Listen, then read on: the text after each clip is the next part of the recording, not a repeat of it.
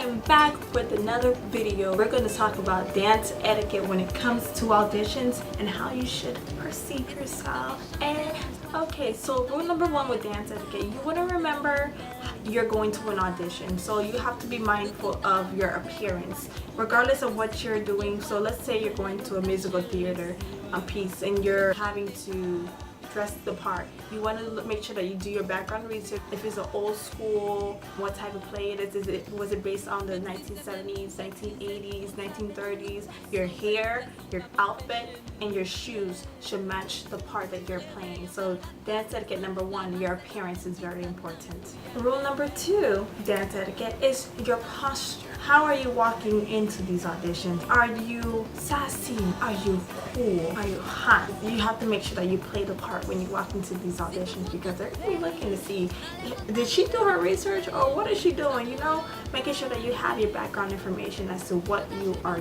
doing.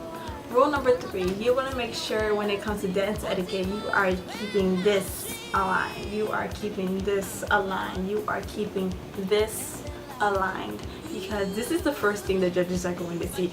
Regardless of what you wear, this is the first thing they're going to see when you walk into that audition. Your etiquette, making sure that your face is up to par. Not just your makeup, your facial expressions when you're dancing is very important. Let's say you slip and fall. Are you falling like this? Or are you falling like this?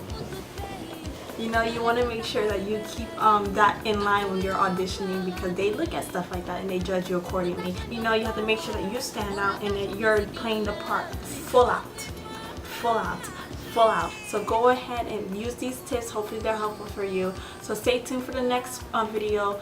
See you guys next time. Bye.